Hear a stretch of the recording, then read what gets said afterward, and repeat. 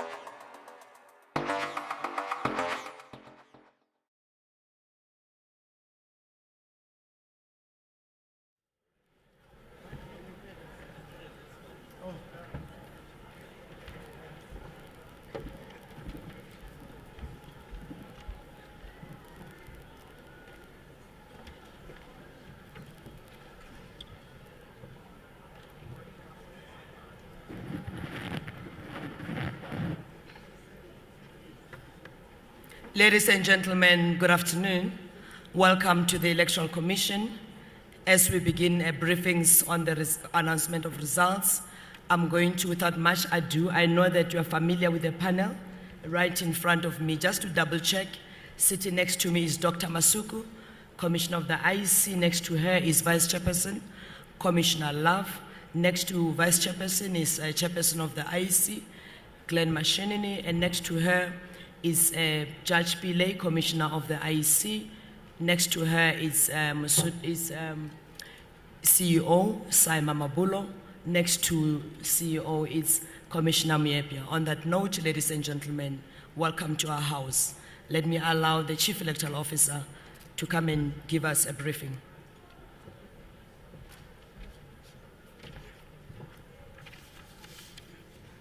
Good afternoon.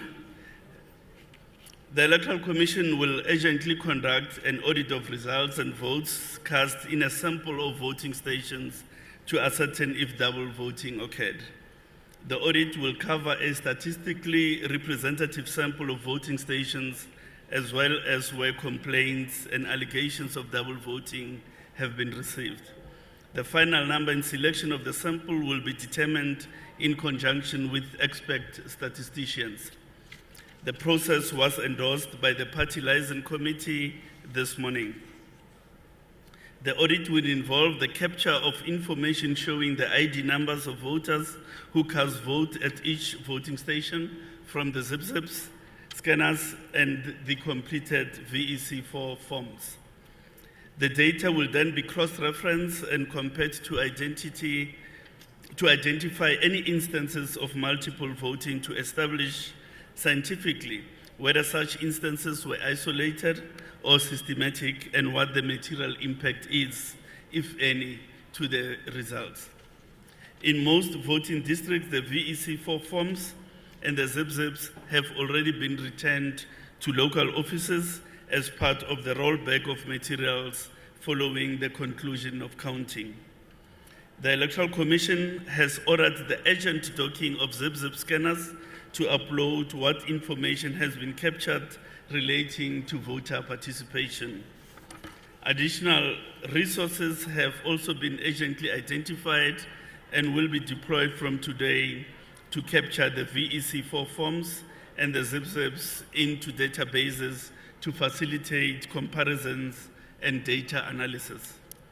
By law, the Electoral Commission has 7 days in which to announce the results of an election and is confident that this exercise will be completed in time to provide assurance of the integrity of the results within this period.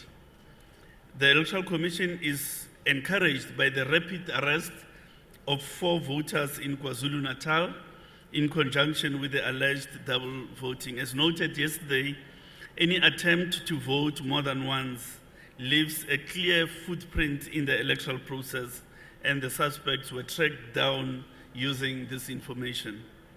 The Electoral Commission has also ordered an investigation into the effectiveness of the indelible ink marker pens supplied for the election.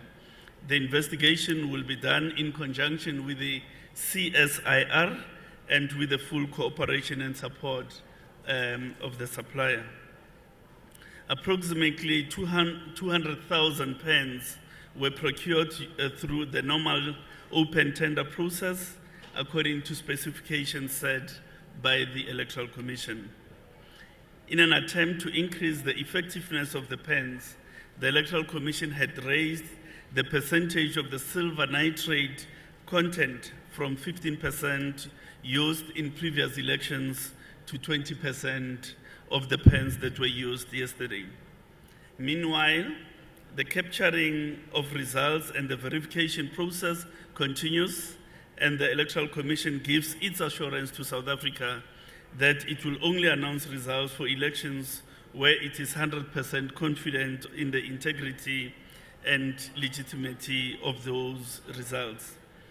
The Commission calls on political parties, the media, and all South Africans to show patience, calm, and restraint as the process to ensure confidence is undertaken. Now, as regards progress in respect of capturing, we have captured 44.17% of all voting stations, and those have been audited and the results declared. The remaining 55% of the results we hope to conclude sometime during the course of the morning tomorrow. However, 90% of all voting stations should be declared by about 10 p.m. tonight. Thank you very much.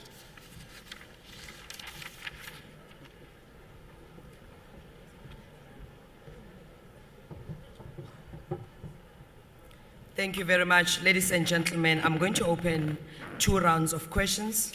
I'm going to take the first 4 questions and then take the second one. I've got colleagues on the ground with microphones. Can I have a show of hands so that we see how to navigate the space? Okay, I've got this side, 2 in front of me and 2 in the middle. Oh, yeah, ne? Okay. May I request that if someone has covered your question, don't repeat it or emphasize it, because we shall have get it. Okay.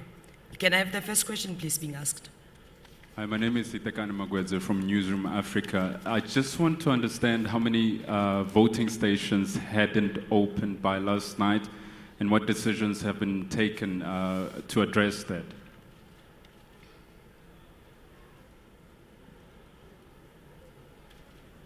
Okay.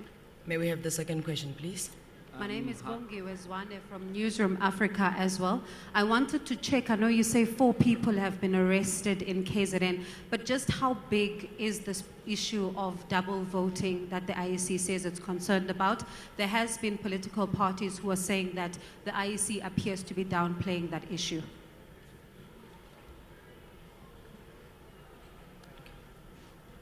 James de Villiers from Business Insider South Africa. I just quickly want to check you mentioned you've been in contact with the supplier. Can you give us an announcement where exactly the ink came from? Was it imported, where it was made, and which specific country it came from? And also you mentioned that 4 people have been arrested for possible irregular voting. How many incidences are you investigating of irregular voting? And can you give us a number of how many cases are you investigating? Hi, good day. Marianne Merton, Daily Maverick. Can I have a clarification with regards to the audit that you're undertaking on the double voting? My understanding is that this has never happened before. Is it indeed unprecedented? And if it is, can we have a statement with regards to how concerned is the IEC about that? And a clarification also, when you say you have 7 days to declare the results, are you saying that that will only happen next week, Saturday? Thank you.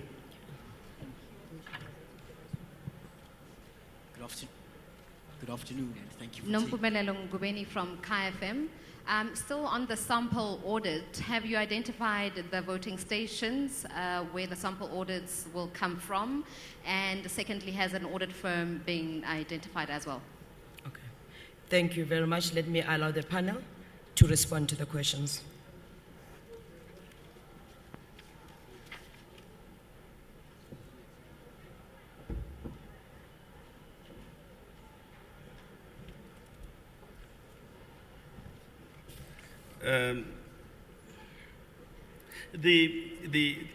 The purpose of the audit is to check the extent of the phenomenon. The Commission at the moment can't tell you it was the extent was this or the other number. That has to be determined through a scientific process, and that's what we are implementing at the moment. Our perspective on the audit is that it's an assurance-giving measure, because it is important that all of us as stakeholders, we are assured that there is integrity in the process. So the audit is intended precisely to realize that position, that let's all find our comfort about whether this thing happened and the extent to which it has happened, and whether it has a material impact on the results. We are speaking to some of the agencies of the state to ensure that we have the necessary capacity to conclude the audit process expeditiously. Obviously, the Commission is concerned that we do not keep the country in suspense for long. We do want the results declared, but we want those results to be declared with a measure of confidence. So the 7 days relates to the date of the election. In other words, you count the 7 days from the date of the election and not from the date you had intended to announce the results. No, we have not yet identified an audit firm. There's a lot of mechanical data capturing that would have to happen from the VEC for forms. And we are looking at the capacity that we may need to augment our own internal capacity for that exercise. And we are also looking at the people who will help us with the statistical analysis so that there's a measure of independence as well in the process. The voting station that had not opened, there's one voting station rather, that had not opened in the Eastern Cape yesterday. I just don't have the name of the voting station with me at the moment, but it is just the one. Capturing is ongoing, so one has got to look at the potential materiality of that non-voting in the context of the overall national and provincial election, and that decision will be made accordingly. Thank you.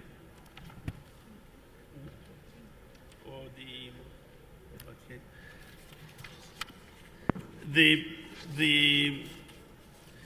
ink was procured from a South African company, Litotech,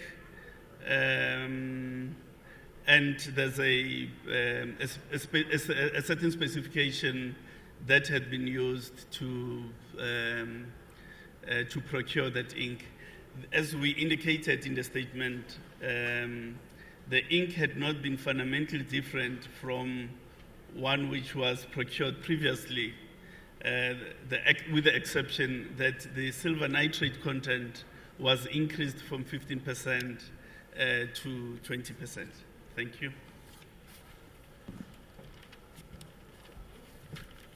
Let me take the last round of questions. Good afternoon. My name is Lunganam Mhlongo from Kasi FM. My first question goes to the chairperson. We saw yesterday the statement issued by Forum for Service Delivery wanting the IEC to declare these elections unfair because the chairperson was seen apparently accompanying the president of the ANC. What is your response, chairperson, to that? But secondly, your mandate as the IEC is to ensure that every South African is able to vote. In Katlehong, there were grandmothers that applied for special votes, but IEC staff did not pitch. As a result, they were not able to vote. And in Windmill Park, the voting stations ran short of national ballot paper. Can you say as the IEC you failed your mandate to make sure that each and every South African that wants to vote are able to do so? Thank you. Good afternoon. My name is Velim Tiane from SABC News. I would like to ask a question with regards to the logistical problems that the IEC experienced in various voting stations. I think the big one is the issue, over and above opening late, the issue of the shortage of ballot papers, which has been to a certain extent attributed to people voting in the voting districts where they didn't register to vote. Did you plan for that in the event where people, they vote in a particular voting district, and then obviously you might get a double number of the people that you are prepared that they will come? What was the plan in place for that? Let me give a free advice when it comes to the issue of double voting. The issue mainly, personally, when I did research, I realized the issue with the green bar coded IDs, a book which could be stamped. Therefore, when you move to the next voting stations, it was easy to be detected. But with the smart ID, you guys were caught off guard. You never planned this properly, and obviously it could be unprecedented, and it's a teething problem maybe. Surely, we live in a 21st century. You should, from now on, develop a system that will be centralized to make sure that as you scan the ID, it goes to a particular central point where it will indicate that a particular ID has been issued for voting in a particular district at a particular time. Your problems will be over. May I please have the third question? Okay, now Lady Muleo here from Open News. Just clarification on how you guys are actually receiving information on the arrests that pertain to the double votes. Right now you're telling us you've made 4 arrests in KZN, but we have Ntomfuthi Masinga of the IEC who has just told the e-media investment holdings and of course Open News and ENCA that 19 people were arrested in KZN. 17 of them voted twice in Danhauser area alone. So how are you actually bringing this information, and how do you then certify the number of arrests on voting stations when we have IEC officials sending us different numbers nationally and provincially? Hi, my name is Teto Mashakwana. I'm with Eyewitness News. Yesterday, when Ndate Moyebja addressed us, you were quite sure of the integrity of this election. And you said that you were only looking into 2 cases at that time. Obviously, the meeting that you had with the political parties has swayed you to take this process. But can you still be sure to guarantee the country of the same integrity, even when you did so, having those 2 cases yesterday? Thank you. Hi, Veronica here from Voice of Words. I think the community that you're talking about in the Eastern Cape is in Kagelo in Ward 1. I would like to know what provisions were made for community tenders that did not get the opportunity to vote, and of course, what was the reason for that station for not opening? Thank you. Thank you very much. Let me allow Good the afternoon. IEC panel to respond. Thanks a lot. I think some of the questions are duplicates, by the way, and most of the information is in this press statement. If we can bear that in mind, may I allow the panel?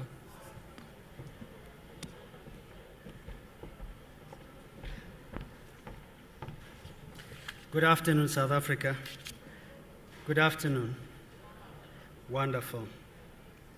I'm grateful that we have these opportunities to clarify the concerns you might have and deal with the issues you raise. The issue of, and I'm going to answer for the chairperson. He can respond later if he needs to.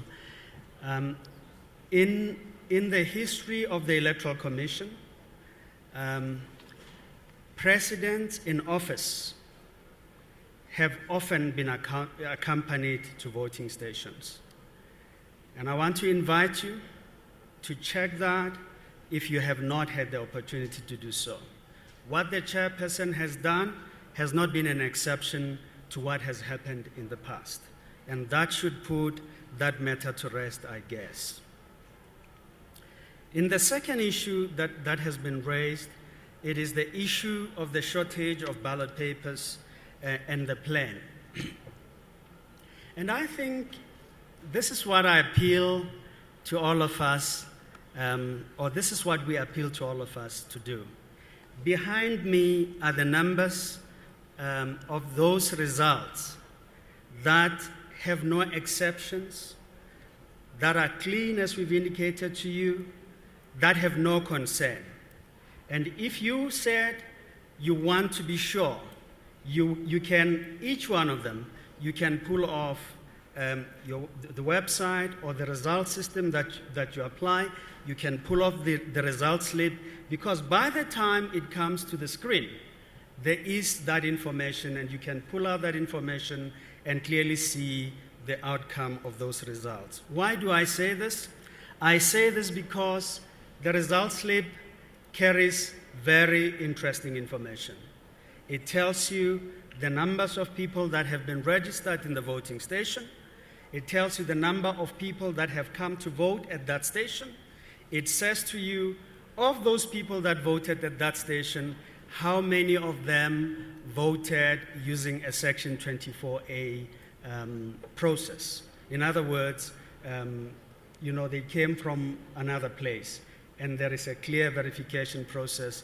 There are no aberrations, as we would say. And I say to you, we now have 45% of the results. There they are. And that's the process we go through.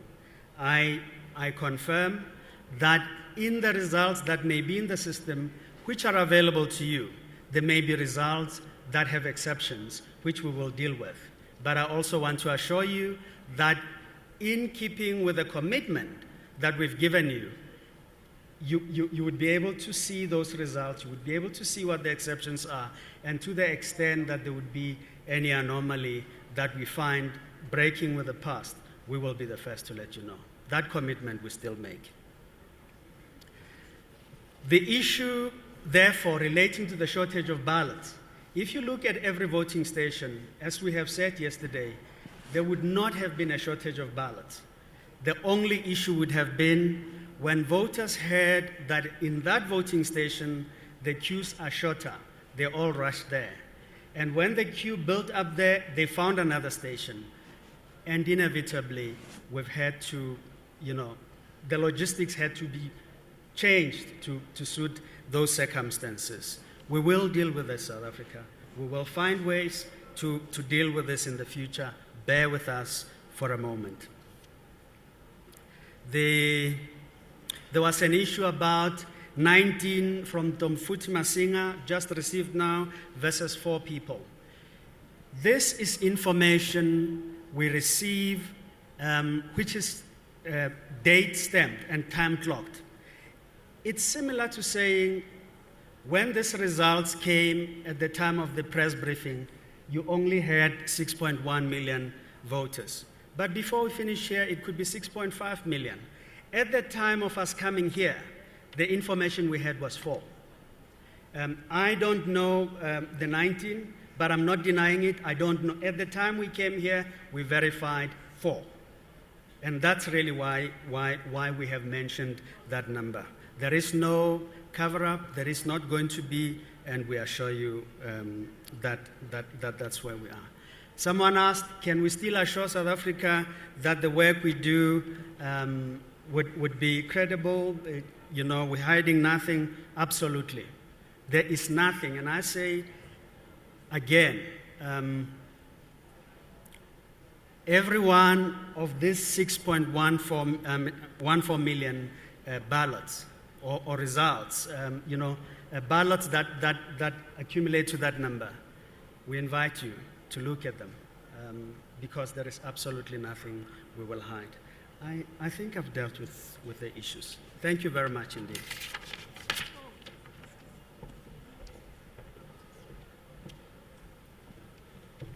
Let me allow the last round of questions before we wrap up. We're just about to close shop. Okay, let me take the left. There's a hand on the left, and then let's take it from here. Okay. Good afternoon, and thank you for taking my question. It's Bonolo from Network 24. I just wanted to ask, has the IEC ever thought about digitizing the electoral process to the extent of having electronic voting machines to mitigate the kind of hiccups that we saw yesterday? And are we ready for such a process? Thank you. Francis Luamachate from Progressive Independent News Agency. My question is, how many voters have casted their votes during this election so far? Do you have that information? If not, when are we likely to get that information? How many participated in these elections? 2, it's on the electoral officers who might be found to have been on the wrong path during these elections. What kind of a penalty are they going to get? The reason I ask, yesterday I went to one, when I was doing polling stations, I went to another police station in Pretoria Gardens where I found about 6 voters who were complaining that they registered in that voting station, but what happened, they were only given 1 ballot paper. And in that process, the area manager came, tried to address that issue, but they were not satisfied. They've been waiting there from 1 o'clock until somewhere around 5 when I left. They even identified the electoral officer who issued, the one who issues the ballots. That this is the one who issued us one ballot, while we were supposed to get 2. We are from Gauteng, we are not from anywhere, and we registered in Gauteng. So how are you going to deal with them? What kind of penalties are they going to get? Thank you. Good afternoon, Alderman St-Pierre here from ENCA. Have you received any application from any of the political parties that there must be a rerun of the elections? And what recourse is available if the IEC finds that the indelible ink that has been used, that there has been some discrepancies? Would you also then say that the possibility is there that there should be a rerun of the elections? Karabule Tlatla, CNBC Africa. My question is more focused on the appointment of audit firms. I would like to know what that will do to the budget of this particular elections. And I've spoken to several parties which also suggest that there might have been even bigger meddling in the South African elections. I'm not sure if the Commission has seen some of the reports alleging Russian influence in South African elections. So I want to know if you've looked into something like that. Thank you very much. Right. Can I have the next question, please? Lungile from Caxton Newspapers. There are allegations that there are IEC officials who were held hostage in Alexandra last night, resulting to some special vote boxes arriving late for counting. How true is that? On that note, ladies and gentlemen, thank you very much. Let me allow the panel to respond before we wrap up the press briefing.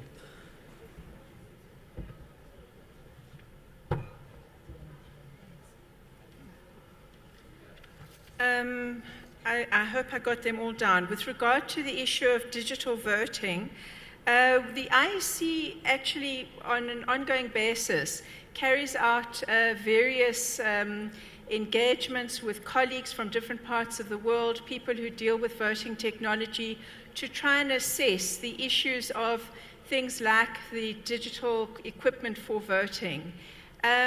You know, there are various parts of the world that have attempted to use this with varying degrees of success. At this stage, it's not something that we feel would be the technology is there that's not either appropriate or cost effective, but that's not something that is an absolute.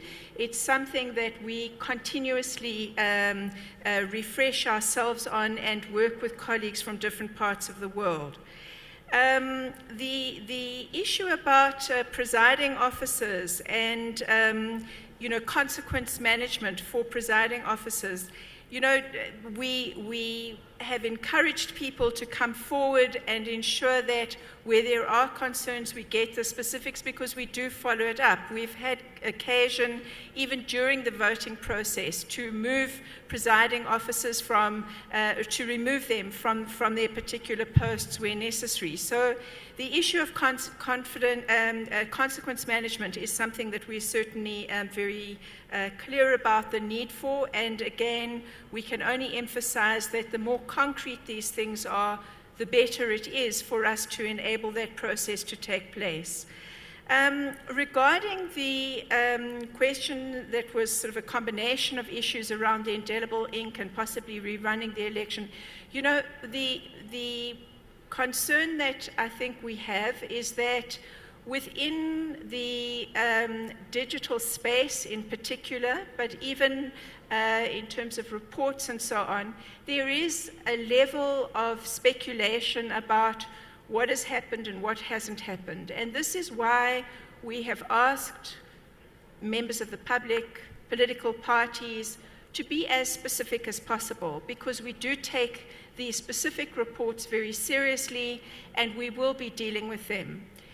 What we've said on a number of occasions is that our normal practice is to ensure that internally our own information that we capture within our system, which boots out automatically where there are issues that need further attention in order to assess why certain patterns are there and what has taken place.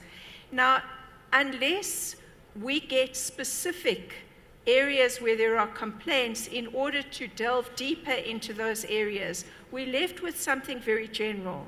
What our PO was giving you a briefing on is the fact that we are confident that our system is strong.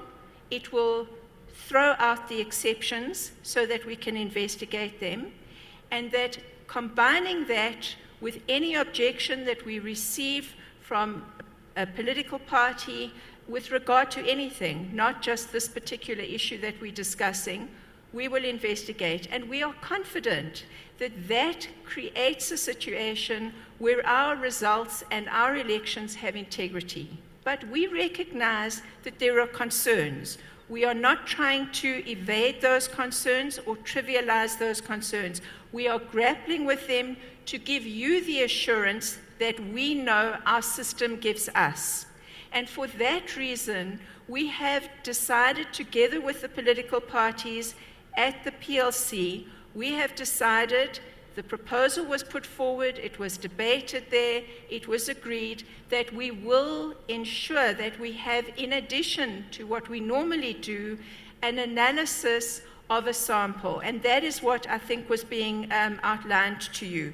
And we hope and we think it will give you the assurance that you need. With regard to the idea of what kind of additional budget this would entail, first of all, we are, as has been said, drawing on the support and the expertise within state institutions in the first instance. Secondly, we are utilizing the information that is captured within our systems in order to ensure that we get the kind of information, the kind of exception reports, and be in order to look from the VD machines, from the VEC 4 forms, that we're able to delve into the specific areas where there have been complaints, as well as to make the broader statistical comparison. With regard to the influence of Russians or anybody else, as you know, the Electoral Commission has been very concerned about the fact that many areas of our new world, including digital platforms, have the possibility for levels of interference and levels of uncertainty and disinformation. The Commission has been systematically taking up this issue of disinformation. We continue to do that. We have no evidence of a particular assault on our democracy by the Russians or any other foreign power, or in that sense, any other calculated manipulation. Does this mean it's impossible? Does this mean it can never have happened or will never happen? No, we are not saying that we have that kind of guarantee. What we are saying is we investigate, we follow this up, we work at this all the time, and in fact we've put in place what I would say is a leading example of an electoral management body to work with platforms, to work with civil society, to work with journalist organizations, and to work with experts to prevent that from happening. Lastly, about the hostage within Alex, we don't have any information as we came here. It may be that something else has happened.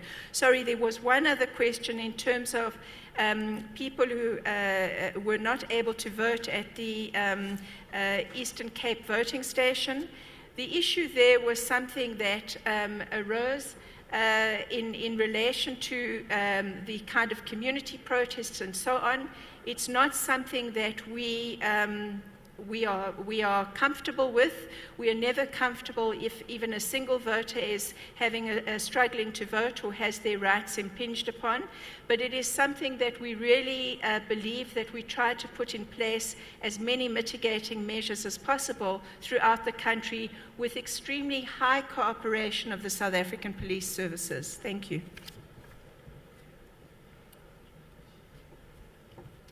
Ladies and gentlemen, on that note, this brings to an end our press briefing for this afternoon. Thank you very much. Thanks a lot, guys. Thank you very much. We'll stay here the whole night.